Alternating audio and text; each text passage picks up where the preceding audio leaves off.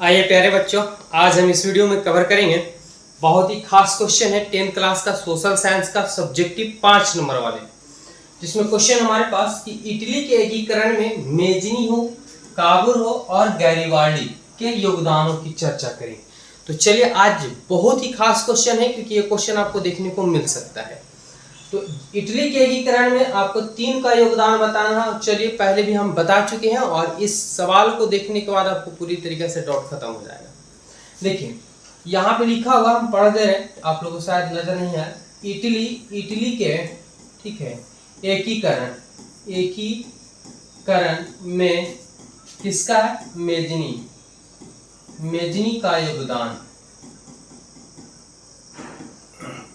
ठीक है, तो इटली के एकीकरण में मेजनी का योगदान डॉट है, आंसर अब चलेंगे। ठीक है, तो हम लोग थोड़ी बहुत जानकारी हासिल कर चुके हैं किसके बारे में? मेजनी के बारे में।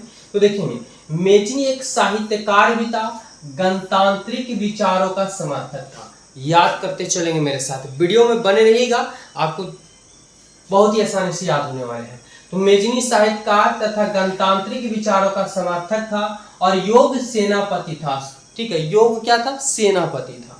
साथ ही साथ मेजनी का संबंध कार्बोनारी नामक गुप्त संस्था से है। ये बार बार पूछा ही जाता है। तो कार्बोनारी की स्थापना किसने किया था? तो मेजनी, गुप्त दल का नेता था ये।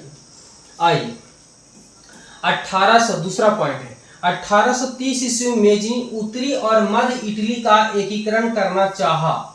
ठीक है, ये कल भी हम लोग पढ़ चुके थे, अगर नहीं देखे हैं तो आप वीडियो, हमारे पहले वीडियो जाकर के देखें, शुरू से यहाँ पे लेकर के चल रहे हैं। तो 1830 ईस्वी में मेजनी उत्तरी और मध्य इटली का एकीकरण करना चाहा, लेकिन मेटरनिक, ध्यान देंगे, मेटरनिक ने नागरिक आंदोलन को दबा दिया कूटनीति के द्वारा। ठीक है, और मेटरनिक ने नागरिक आंदोलन का दबा दिया, जिसके कारण मेजनी को इटली से पलायन करना पड़ा। मतलब मेजनी को इटली से क्या करना पड़ा? भागना पड़ गया।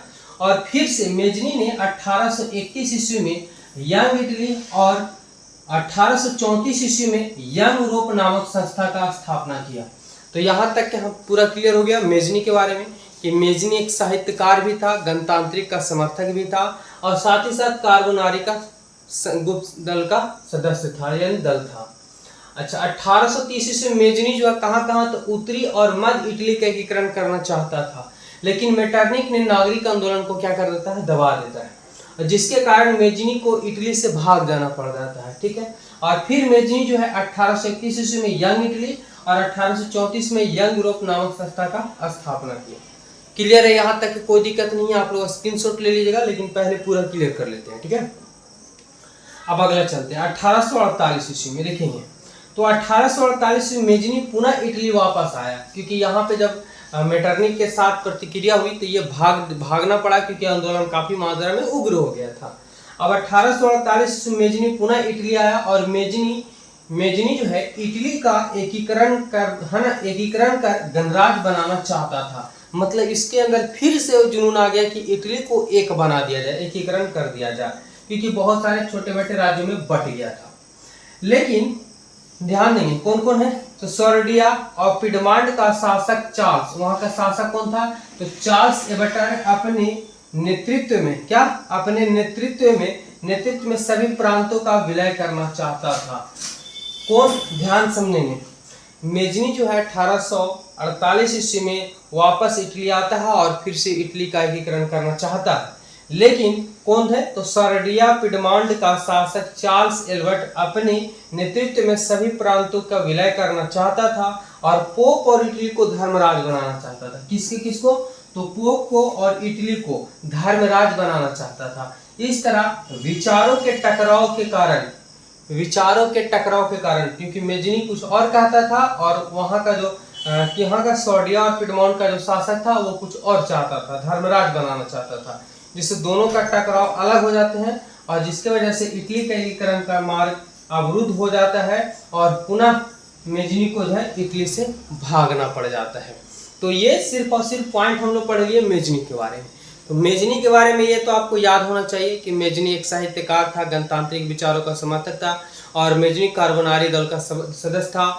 मेजनी जो 1831 में यंग इटली और यंग यूरोप का स्थापना किया था। है ना, मेजनी जो है वो किसका तो उत्तरी में उत्तरी और मध्य इटली का एकीकरण करना चाहता था, लेकिन काफी मात्रा में आंदोलन उग्र हो जाते हैं और यहाँ पे सबसे बड़ा योगदान जो देता है मेटरनिख देता है। इसकी प्रतिक्रियावादी हो जाती है, विरोध होता है, जिससे मेजनी को भागना पड़ जाता है। पुनः 1848 ईस्वी में आता है, फिर से करना चाहता है, लेकिन यहाँ का राजा जो है, चांसलर जो था एल्बर्ट, है ना, चार्ल्स एडवर्ड जो थे, वो उनका विचार और मेजनी के विचार दोनों का अवरुद्ध हो जाते हैं, जिससे इटली के एकीकरण बिना नहीं हो पाता है, अवरुद्ध हो जाता है। अब हम लोग पढ़ेंगे, लेकिन प्रयास भरपूर किया कौन? तो मेजनी। अब हम लोग पढ़ेंगे काबुल के बारे में, तो चलिए बने रहेगा आप लोग। ये 5 नंबर वाला सवाल है, तो आपको लिखना ही पड़ेगा विद्यार्थी। देखेंगे 5 नंबर वाले सवाल को। यहाँ पे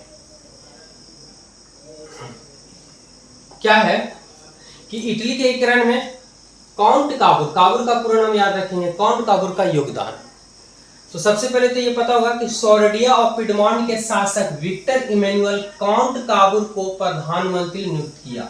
ध्यान देंगे कौन? तो सोर्डिया पिडमॉन्ट के शासक थे, वहाँ का राजा था विक्टर इमैनुअल, जो क्या करता है कि काउंट काबुल को प्रधानमंत्री नियुक्त कर देता है। और काउंट काबुल एक कैसा था? तो सफल कूटनीतिज्ञ और राष्ट्रवादी था, यानी राष्ट्र प्रेम करता था।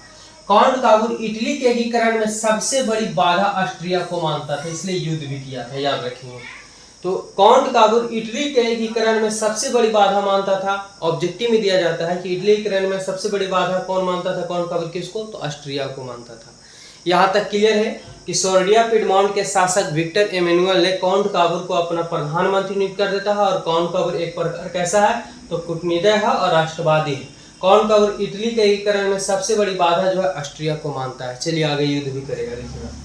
1853 से लेकर के 54 के बीच में क्रीमिया के युद्ध में ऑस्ट्रिया को हराने के लिए किसको? तो 1853 से 54 के बीच में क्रीमिया के युद्ध में किसको? क्रीमिया के युद्ध में ऑस्ट्रिया को हराने के लिए काउंट काबुल ने फ्रांस, याद रखेंगे, काउंट काबुल किससे दोस्ती कर लेता है? फ्रांस से। फ्रांस की तरफ से भाग लिया और काउंट काबुल फ्रांस के नेपोलियन 3 से एक कूटनीतिक संधि कर ऑस्ट्रिया को पराजित कर देता है और हरा भी देता है। कौन? तो आप यहाँ पे देख रहे होंगे कि काउंट काबुल जो है किसको हरा देता है? तो ऑस्ट्रिया को हरा देता है। किसके साथ मिलके? तो फ्रांस के साथ मिलकर के। आगे काउंट काबुल जो है ऑस्ट्रिया को हरा करके लोम्बार्डी, याद रखेंगे, लोम्बार्डी और पिडमॉन्ट, ठीक है, पिडमॉन्ट पर कब्जा कर लिया। और फ्रांस को मदद करने के बदले काबुल ने नीस और सेवाय नामक रियासत फ्रांस को दे दिया, क्योंकि फ्रांस इसको काफी ज्यादा मात्रा में मदद किया था ऑस्ट्रिया के युद्ध करने में और ऑस्ट्रिया को पराजित कर दिया। तो उसके बदले फ्रांस को खुश करने के लिए नीस और सेवाय नामक रियासत को, यानी शहरी इलाकों को किसको देता है? तो फ्रांस को देते हैं। आइए 1860 से 61 तक के काबुल ने सिर्फ रोम को छोड़ करके उत्तरी और मध्य इटली का रियासत, है ना, सभी रियासत। चलिए एक बार फिर से हम रिपीट करते हैं। तो सोर्डिया पिडमॉन्ट के शासक विक्टर इमैनुअल जो है काउंट काबुल को प्रधानमंत्री नियुक्त कर देता है। और काउंट काबुल कैसा था? तो एक सफल कूटनीतिज्ञ है और एक राष्ट्रवादी है। काउंट काबुल जो है इटली के एकीकरण में सबसे बड़ी बाधा किसको? ऑस्ट्रिया को मानता है। इसके लिए 1853 से 54 के बीच में क्रीमिया के युद्ध में ऑस्ट्रिया को हराने के लिए काउंट काबुल ने फ्रांस के साथ भाग लेता है और काउंट काबुल फ्रांस के नेपोलियन 3 से एक कूटनीतिक संधि कर ऑस्ट्रिया को पराजित कर देता है। उसके बाद काउंट काबुल ऑस्ट्रिया को हरा करके लोम्बार्डी और पिडमॉन्ट पर कब्जा तो कर लेता है और फ्रांस को मदद करने के बदले में, है ना, काबुल ने नीस और सेवाय नामक रियासत को फ्रांस को दे देता है। उसके बाद 1860 से 61 तक काबुल ने सिर्फ रोम को छोड़ करके उत्तरी और मध्य इटली के सभी रियासत को मिला लिया। सभी रियासत को क्या करिए? मिला लिया। और 1862 तक दक्षिणी इटली, रोम तथा वेनेशिया को छोड़ करके बाकी सभी रियासतों को विलय कर लिया। यानी बाकी इन जो नजर आ रहा होगा, इटली, रोम तथा वेनेशिया को छोड़ करके सभी को आपस में विलय कर लेता है, मतलब मिला लेता है। ये था काउंट काबुल। अब एक और इसमें था इटली के एकीकरण में गैरिबाल्डी का योगदान। इसको जानते हैं, काफी खास क्वेश्चन है प्यारे विद्यार्थी, इसलिए वीडियो को जरा ध्यान से देखिएगा। तो ही आप चीज़ों को समझ पाइएगा। ठीक है, आइए बने रहिएगा आप लोग वीडियो में। देखिए यहाँ पे अगर हम बात करें तो इटली के एकीकरण में गैरीबाल्डी का योगदान, तो कल भी हम लोग पढ़े थे गैरीबाल्डी के बारे में, देखेंगे क्या है। तो गैरीबाल्डी पेशे से एक नाविक था, क्या है, एक नाविक था और मेजनी के विचारों का समर्थक करता था। बार बार पूछा जाता है कि गैरीबाल्डी किसके विचारों का समर्थक था, तो मेजनी के विचारों का समर्थक था, यानी ये भी इटली का एकीकरण करना चाहता था। परंतु बाद में काबुल के संवैधानिक राजतंत्र का पक्षधार बन गया, यानी कि पहले तो मेजनी के विचारों का समर्थन करता था, लेकिन काउंट काबुल के संवैधानिक राजतंत्र यानी पुरानी राजा वाला प्रथा को यह विरोध करता था। कौन, गैरीबाल्डी पक्षधार बन गया, यानी विरोधी बन गया।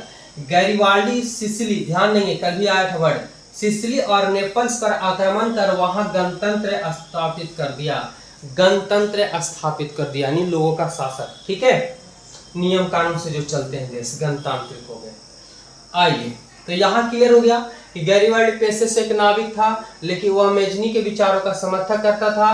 बाद में काबुल के संवैधानिक तंत्र का पक्षधर बन गया, पक्षधर यानी उसका पक्ष लेने लगा, किसका, काबुल का पक्षधर लेने लगा, किसका, तो राजतंत्र का। ध्यान देंगे, सॉरी यहाँ पे ध्यान से समझिएगा कि बाद में काबुल के संवैधानिक, ठीक है, राजतंत्र का पक्षधर बन गया, यानी उसके विचारों को समर्थन करने लगा, किसके, काबुल के विचारों का। पहले मेजनी का विचार का समर्थक था, लेकिन बाद में काबुल के किसका, तो राजतांत्रिक विचारों का पक्षधर बन गया, यानी सपोर्ट करने लगा। और गैरीबाल्डी सिसिली और नेपल्स पर आक्रमण कर वहां गणराज स्थापित कर दिया। क्या कर दिया, तो गणराज स्थापित कर दिया। चलिए आगे चलते हैं। गैरीबाल्डी ने जब रोम पर आक्रमण किया, कौन, गैरीबाल्डी, किस पे, तो गैरीबाल्डी ने जब रोम पर आक्रमण किया, आक्रमण की योजना बनाई, तो काबुल ने रोम की रक्षा के लिए अपनी सेना भेजी, किसके, तो रोम की रक्षा के लिए अपनी सेना भेजी। कल भी ये क्वेश्चन आया था। इस बीच गैरीबाल्डी की जो भेंट होती है वह काबुल से हुई और वह दक्षिणी इटली के जीते हुए क्षेत्र को विक्टर एमेनुअल को दे देता है, और इस तरह गैरीबाल्डी के सहयोग से, किसका, गैरीबाल्डी के सहयोग से इटली का एकीकरण 1871 ईस्वी में पूर्ण हुआ। तो देख लें यहाँ पे कि काउंट काबुल पूरा का पूरा लगा हुआ था, गैरीबाल्डी लगा हुआ था, मेजनी लगा हुआ था, और इन सभी के प्रयास से कितना युद्ध लड़े, है ना, और कौन कौन से कूटनीति चाल चलने के बाद लास्ट में जो 1871 ईस्वी में कितना, तो इटली का एकीकरण संभव हो पाता है। तो प्यारे विद्यार्थी, काफी लंबा क्वेश्चन है, इसलिए यहाँ पे आप क्या कीजिएगा, तो हम बता रहे हैं कि आप लोग फटाफट से स्क्रीनशॉट मार लीजिए, इसका एक स्क्रीनशॉट इसका मार लीजिए, चलिए एक स्क्रीनशॉट इसका मार लीजिए और एक स्क्रीनशॉट इसका मार लीजिए, और प्रेम से लिख लीजिएगा, 2-3 बार लिखेंगे, याद कीजिएगा, आपको याद हो जाएगा। और नेक्स्ट वीडियो लेकर के आते हैं, इस वीडियो में यहीं तक है, काफ़ी लंबा बन जाएगा वीडियो, तो आप लोग को भी परेशानी होगा। नेक्स्ट वीडियो अगली क्लास में, तब तक के लिए सभी को धन्यवाद, और चैनल को सब्सक्राइब कर लीजिएगा, आपको ऑब्जेक्टिव भी मिलेगा, सब सब्जेक्टिव का मिलेगा। धन्यवाद।